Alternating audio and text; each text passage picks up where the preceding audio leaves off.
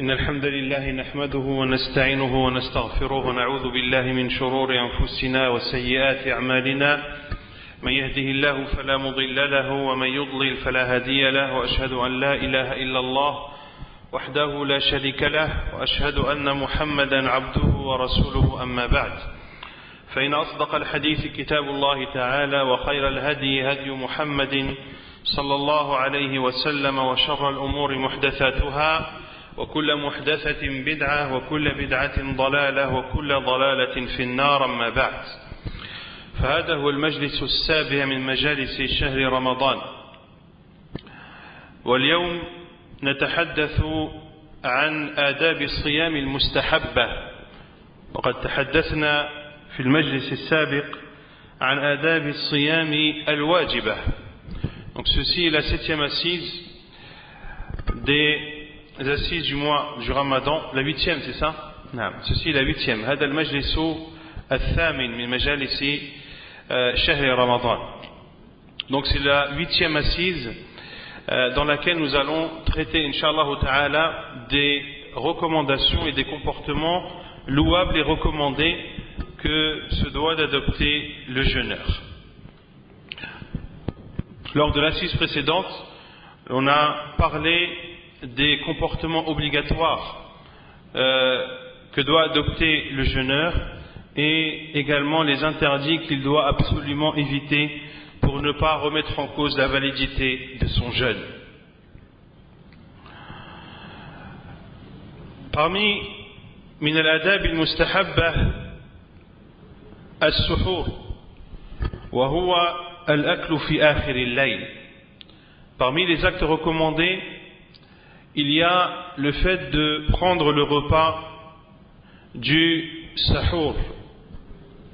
Il a été appelé ainsi car c'est un repas qui est pris avant le fajr. Et le temps, la fin de la nuit qui précède l'aube, l'apparition de l'aube, est appelé en arabe as-sahar. وقد أمر النبي صلى الله عليه وسلم به فقال تسحروا فإن في السحور بركة كما في الصحيحين في صحيحي البخاري ومسلم وفي حديث عمرو بن العاص رضي الله عنه أن النبي صلى الله عليه وسلم قال فصل ما بين صيامنا وصيام أهل الكتاب أكلة السحر وأثنى عليه الصلاة والسلام على سحور التمر فقال نعم سحور المؤمن التمر. Le prophète sallallahu alayhi wa sallam nous enjoint à prendre le repas du sahur en disant alayhi salatu wassalam prenez le sahur car il y a dans le sahur une bénédiction. Et dans le hadith de Amr ibn al-As radiyallahu ta'ala anhu, le prophète sallallahu alayhi wa sallam a dit la séparation qu'il y a entre notre jeûne et le jeûne des gens du livre est le repas du sahur. Et le prophète alayhi salatu wa sallam a fait l'éloge particulière de la consommation des dates durant ce moment ou ce repas du sahur. Il dit alayhi salatu wa sallam le meilleur sahur du croyant sont les tam, sont les dates. Et celui qui mange le sahur doit avoir cette intention de suivre cet ordre du prophète sallallahu alayhi wa sallam, d'appliquer cette recommandation du prophète alayhi salatu wa sallam, de prendre ce repas du sahur, d'avoir l'intention également de suivre l'exemple du prophète sallallahu alayhi wa sallam, afin que ce repas soit pour le jeûneur une adoration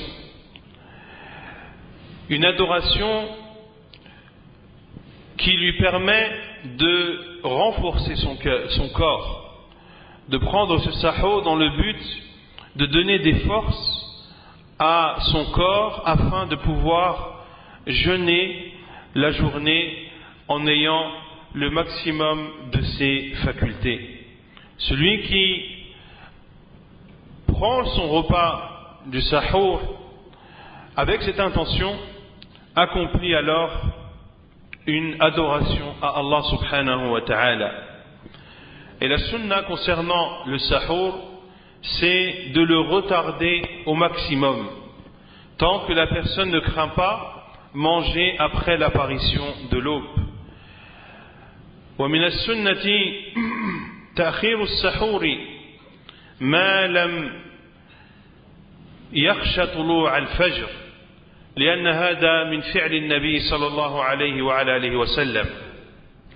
فعن قتادة عن أنس بن مالك رضي الله عنه أن النبي صلى الله عليه وسلم وزيد بن ثابت تسحرا فلما فرغا من سحورهما قال النبي صلى الله عليه وعلى آله وسلم إلى الصلاة فصلى. قلنا لأنس كم كان بين فراغهما من سحورهما ودخولهما في الصلاة؟ قال قدر ما يقرأ الرجل 50 آية. Retardez le sahour, car c'est ainsi que faisait le prophète alayhi salatu wassalam. Dans le hadith de Anas ibn Malik radiyallahu anhu, il rapporte que le prophète sallallahu alayhi wa sallam ainsi que Zayd ibn Thabit ont mangé le repas du sahour. Et lorsqu'ils ont terminé, le prophète sallallahu alayhi wa sallam a dit: dirigeons-nous vers la prière. Ils ont alors accompli leur prière. Nous avons dit à Anas, c'est-à-dire ceux qui ont rapporté ce hadith, ont demandé à Anas ibn Malik radiyallahu anhu combien de temps il y avait entre le moment où le prophète sallallahu alayhi wa sallam a terminé son sahour et le moment où il est entré en prière. Il a répondu: le laps de temps qui a écoulé ce moment était le temps nécessaire à un homme pour lire 50 versets. Et certains savants ont donné une estimation en temps de la lecture de 50 versets en disant أن قدر ما يقرأ به الرجل 50 آية ثلث 5 ساعة ثلث 5 ساعة, le tiers d'une heure, d'un cinquième d'heure. Le tiers d'un cinquième d'heure. C'est combien? Un cinquième d'heure, c'est combien? C'est 12. Et le tiers de 12, c'est 4. Donc c'est à peu près 4 minutes. Wallahu a'lam. Ala kulli hal, de définir le temps exact n'est pas quelque chose de demandé, mais ce qu'il faut retenir de ce hadith, c'est que le laps de temps entre le moment où le prophète sallallahu alayhi wa sallam a terminé son sahour et le moment où il a prié était extrêmement court, et que le prophète sallallahu alayhi wa sallam retardait le sahour autant que possible. وفي حديث عائشة رضي الله عنها أن بلالا كان يؤذن بليل فقال النبي صلى الله عليه وسلم كلوا واشربوا حتى يؤذن ابن أم مكتوم فإنه لا يؤذن حتى يطلع الفجر. والحديث رواه البخاري. Et dans le hadith de Aïcha radiallahu anha, elle rapporte que Bilal radiallahu anhu faisait l'adhan de nuit. Et le prophète sallallahu alayhi wa sallam a dit à ses compagnons: buvez et mangez jusqu'à ce que Ibn Maktoum fasse son appel à la prière, car il ne fait l'appel à la prière que lorsque l'aube est apparue. Ainsi, le prophète sallallahu alayhi wa sallam avait 2 appeleurs à la prière, 2 mu'adhin, Bilal radiallahu anhu et Ibn Maktoum. Bilal radiallahu anhu faisait le premier adhan du Fajr de nuit, et Ibn Maktoum, qui était un homme aveugle, ne faisait l'adhan que lorsqu'on lui disait asbahta asbaht, que lorsqu'on lui disait c'est bon, l'aube est apparue, et c'est lorsqu'on lui informait de l'apparition de l'aube qu'il faisait le deuxième adhan, l'adhan qui marque l'entrée de l'heure du fajr. Ainsi, la sunna est d'avoir deux adhan. Le premier qui a pour but de réveiller le dormeur et de lui laisser le temps de se préparer. Et le deuxième adhan qui a pour but d'annoncer l'entrée de l'heure. Et le prophète sallallahu alayhi wa sallam a enjoint ses compagnons à boire et à manger après l'adhan de Bilal et de s'abstenir de boire et de manger lorsque Ibn Maktoum radiyallahu ta'ala an élevait sa voix dans son appel à la prière. Et également le fait de retarder le sahur est ce qu'il y a de plus propice pour le jeûneur. Et cela lui permet, entre autres, de ne pas se retrouver à dormir pendant l'heure du fajr. Car celui qui est amené à prendre son sahur beaucoup trop tôt, et tôt dans la nuit, va être amené à se rendormir après son sahur, et ainsi il multiplie la probabilité de ne pas se lever pour le fajr.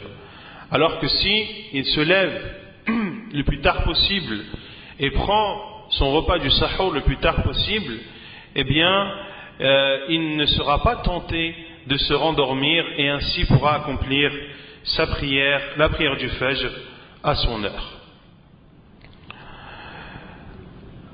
ويحكم بطلوع الفجر إما بمشاهدته في الأفق أو بخبر موثوق به بآذان أو غيره. Et l'entrée du fajr a lieu lorsque la personne constate le signe de l'apparition de l'aube ou lorsque on le lui informe. Lorsqu'une personne digne de confiance le lui informe, que ce soit une information directe ou que ce soit à travers le adhan, l'appel de la prière. Et lorsque l'heure du fajr entre, alors le jeûneur s'abstient de boire et de manger. Et l'intention de jeûner réside dans son cœur. Le fait de prononcer son intention par sa langue est une innovation en islam. Il ne doit pas dire « je jeûne dès maintenant ». Non. Il s'arrête de boire et de manger et son intention de jeûner réside dans son cœur. ومن آداب الصيام المستحبة تعجيل الفطور إذا تحقق غروب الشمس. Salam. Également, parmi les comportements recommandés, le fait de précipiter la rupture du jeûne lorsque le coucher du soleil est avéré. Dans le hadith de Sahl ibn Sa'd radiyallahu anhu, أن النبي صلى الله عليه وسلم قال: لا يزال الناس بخير ما عجلوا الفطر. Dans le hadith de Sahl ibn Sa'd radiyallahu anhu, le prophète sallallahu alayhi wa sallam a dit: les gens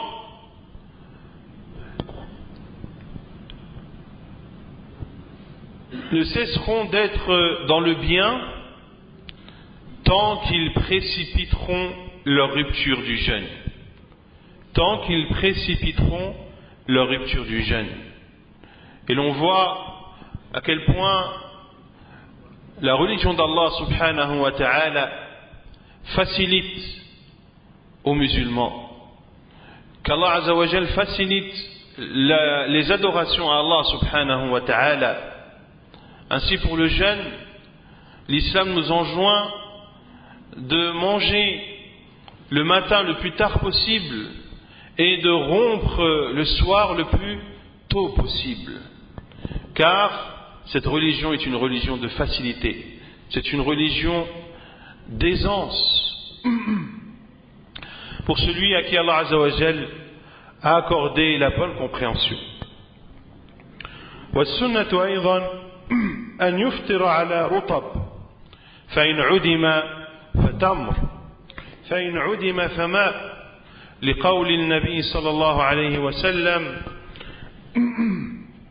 لقول أنس رضي الله عنه كان النبي صلى الله عليه وسلم يفطر قبل أن يصلي على رطبات فإن لم تكن رطبات فتمرات فإن لم تكن تمرات حسى حسوات من ماء. La sunna également est de rompre son jeûne avec des dattes fraîches, à rotab, qui sont ces dattes qui sont juteuses. Et les noms des dattes en arabe sont nombreux en fonction de leur évolution. Il y en a plus d'une vingtaine. En fonction de l'évolution des dates, les Arabes ont donné un nom à chaque étape d'évolution de cette date. Avant qu'elle ne soit verte, lorsque le bourgeon commence à grossir, avant qu'elle ne prenne la forme arrondie, après qu'elle prenne la forme arrondie, lorsque elle commence à être verdâtre, lorsque elle commence à jaunir, lorsque une partie de la date, la moitié de la date est mûre et l'autre ne l'est pas, lorsque l'ensemble de la date est mûr, et par la suite lorsque la date s'assèche au fur et à mesure du temps. Et cela nous montre la richesse de cette langue arabe. Ar-rotab donc, ce sont les dates fraîches, juteuses, celles qui produisent le plus d'énergie et qui sont les plus délicieuses à consommer. Et at-tamr, la date, at-tamr, c'est celle qui a perdu de son eau, mais qui reste, qui s'est asséchée, mais n'est pas devenue non plus asséchée au point d'être rigide. Et le prophète sallallahu alayhi wa sallam, comme le rapporte Anas radiyallahu anhu, que le prophète sallallahu alayhi wa sallam rompait son jeûne avant de prier la prière du Maghrib. Il rompait son jeûne avec des dates fraîches, et s'il n'avait pas de dates fraîches, alors avec des dates moins fraîches. Et s'il n'avait pas de dates en sa possession sallallahu alayhi wa sallam, alors il buvait quelques gorgées d'eau.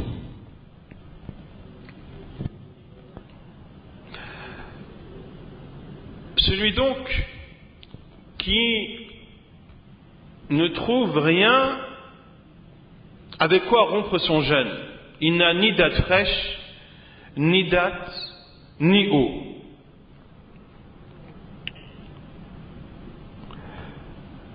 Alors, il rompra son jeûne par ce qu'il peut comme nourriture et boisson halal. Et s'il n'a absolument rien à se mettre sous la dent pour rompre son jeûne, alors il procédera et il aura l'intention de rompre. Et sa simple intention de rompre le jeûne suffira pour être considéré comme ayant rompu son jeûne. Innamal a'malu binniyat. Les actes valent par leur intention.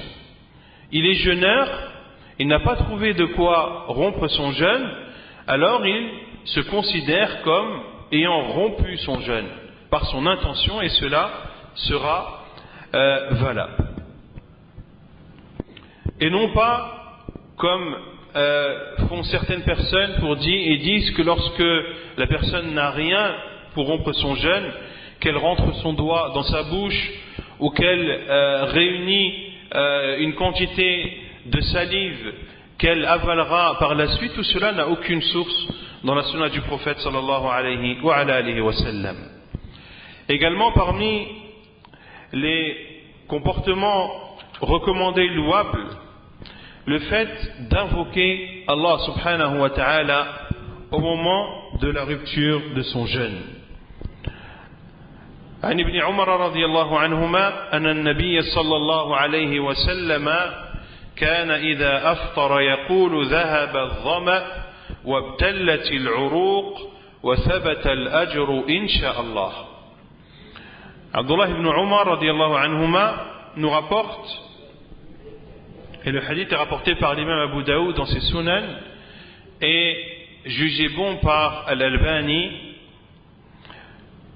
que le prophète sallallahu alayhi wa sallam, lorsqu'il rompait son jeûne, disait ذهب الظمأ, la soif est partie, وابتلت العروق, et les veines se sont irriguées, وثبت الأجر إن شاء الله, et la récompense est présente par la volonté d'Allah.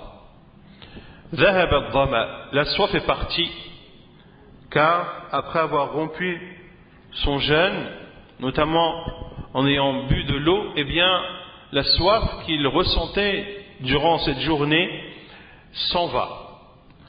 وابتلت العروق, et les veines se sont irriguées après avoir connu un moment de dessèchement dû justement à cette soif que ressent le jeûneur dans la journée. Et reste la récompense auprès d'Allah subhanahu wa ta'ala que chacun et chacune espère retrouver auprès d'Allah subhanahu wa ta'ala. ومن آداب الصيام كثرة القراءة والذكر والدعاء والصلاة والصدقة. Également, parmi les comportements louables que se doit d'adopter le jeûneur, le fait de beaucoup lire le Coran. Et l'on reviendra sur ce point en particulier par la suite. De beaucoup évoquer Allah subhanahu wa ta'ala, de beaucoup l'invoquer, de beaucoup prier et de faire des aumônes. عن ابن عباس رضي الله عنهما قال كان رسول الله صلى الله عليه وسلم أجود الناس وكان أجود ما يكون في رمضان حين يلقاه جبريل فيدارسه القرآن. Abdullah ibn Abbas رضي الله عنهما rapporte que le prophète sallallahu alayhi wa sallam était la personne la plus généreuse, et il était d'autant plus généreux pendant le Ramadan, lorsqu'il rencontrait Jibril alayhi salam et lisait le Coran avec lui.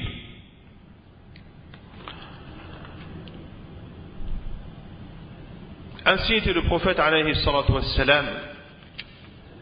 Jibril alayhi salam venait à lui pendant le Ramadan afin de lui enseigner le Coran. Et l'année qui a précédé la mort du prophète sallallahu alayhi wa sallam,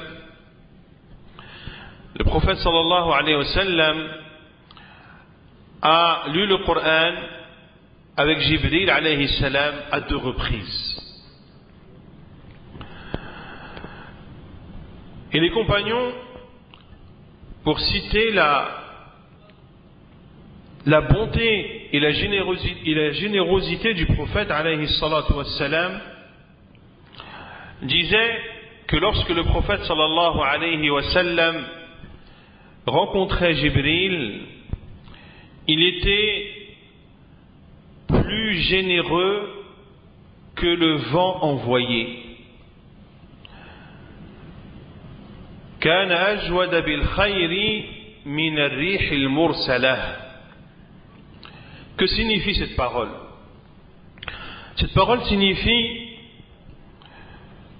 tout d'abord le vent qui est voulu ici, envoyé par Allah subhanahu wa ta'ala, est le vent de la miséricorde. Car les vents sont de 2 sortes. Il y a les vents de la miséricorde et il y a les vents du châtiment.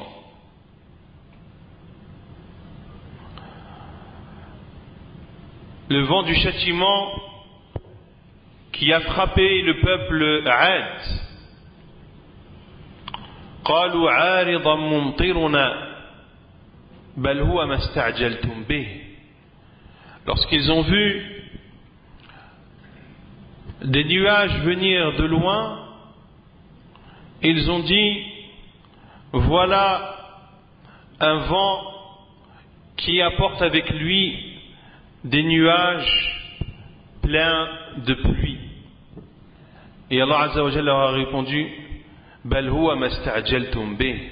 C'est au contraire ce que vous avez demandé à précipiter. Lorsqu'ils ont dit à leur prophète Hud alayhi salam qu'il apporte alors le châtiment de son Seigneur s'il est véridique dans ce qu'il disait. Et ce vent violent, ce vent de châtiment a exterminé le peuple de Ad.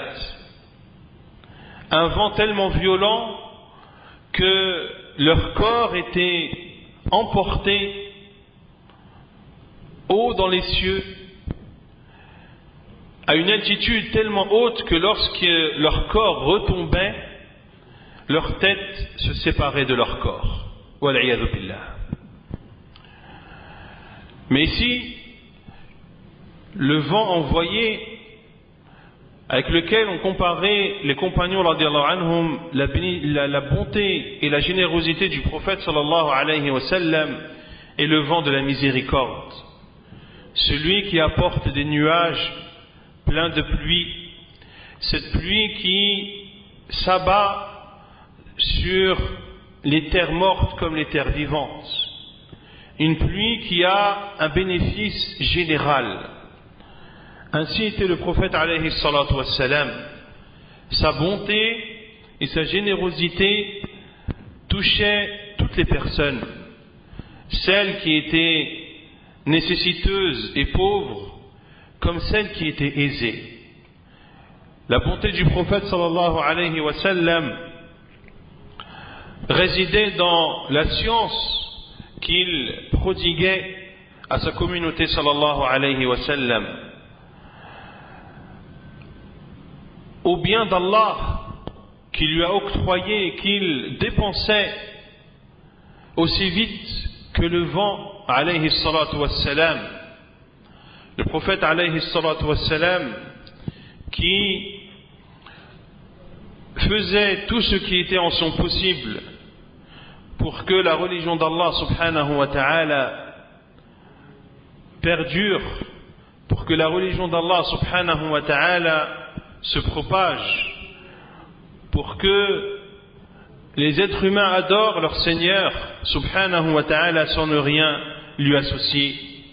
Il enseignait ainsi alayhi salatu wassalam aux ignorants, il aidait ceux qui étaient dans le besoin, il nourrissait ceux qui étaient affamés, et sa bonté et sa générosité alayhi salatu wassalam étaient encore plus grandes pendant le mois de Ramadan.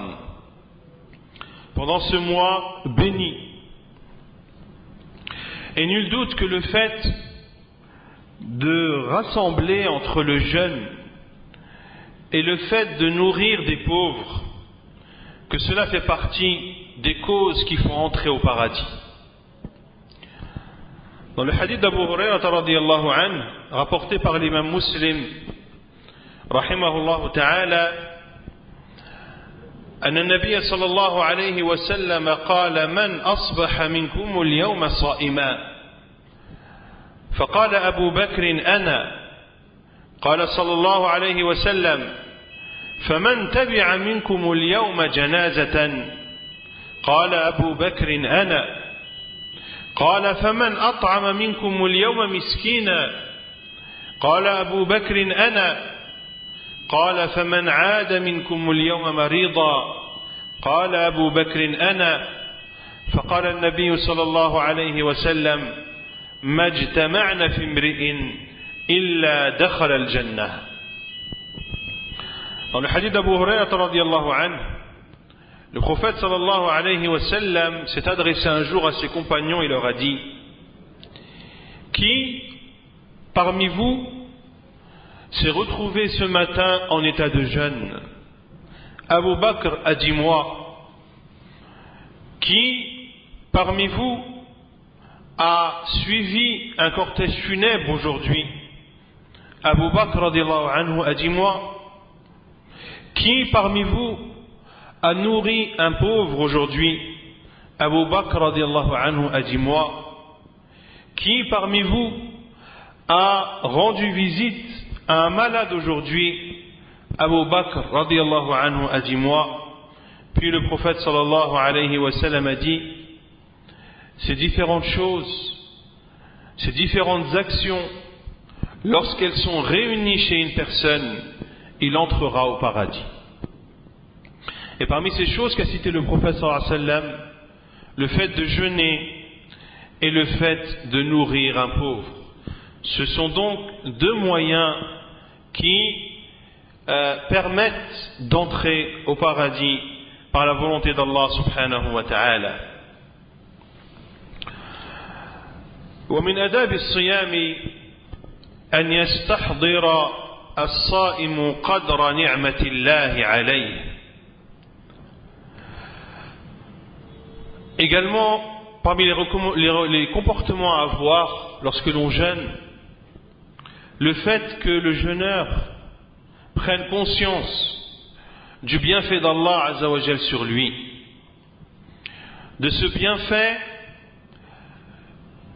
qu'Allah Azza wa Jal lui ait permis de jeûner, qu'Allah Azza wa Jal lui ait facilité jusqu'à ce que cette personne puisse terminer son jour de jeûne, jusqu'à ce que cette personne puisse terminer son mois de jeûne. Car beaucoup de gens sont privés du jeûne du Ramadan. Ils en sont privés soit parce qu'ils ont connu la mort avant l'entrée de ce mois béni, ou bien parce qu'ils n'ont pas la capacité physique de jeûner. Ce n'est pas l'envie qui leur manque d'adorer Allah Azza wa Jal à travers le jeûne, mais leur capacité physique, leur état de santé ne leur permet pas d'accomplir cette adoration à Allah subhanahu wa ta'ala. D'autres ont la capacité physique, mais ils sont dans un égarement qui les a amenés à se détourner de ce pilier de l'islam, à savoir le jeûne du mois du Ramadan.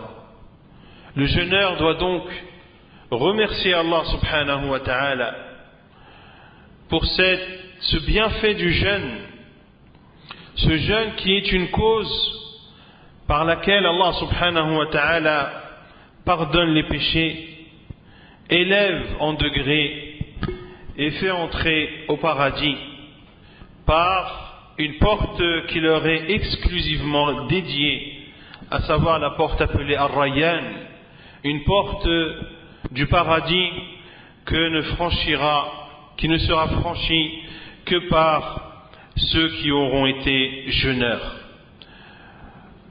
Ainsi, nous devons adopter ces comportements que l'on a précédemment cités, afin que notre jeûne soit le plus complet possible et afin de nous éloigner de tout ce qui pourrait provoquer la colère d'Allah subhanahu wa ta'ala.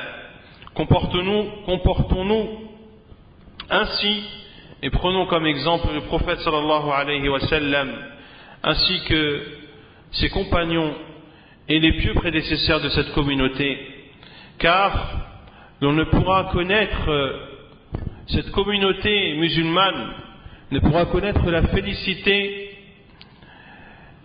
et ne pourra se réformer que par ce avec quoi se sont réformés les premiers de cette communauté, à savoir les compagnons radiyallahu anhum et les pieux prédécesseurs rahimahumullah ta'ala. Wa naktafi bihadha al-qadr. Subhanakallahumma wa bihamdik ashhadu an la ilaha illa ant astaghfiruka wa atubu ilayk.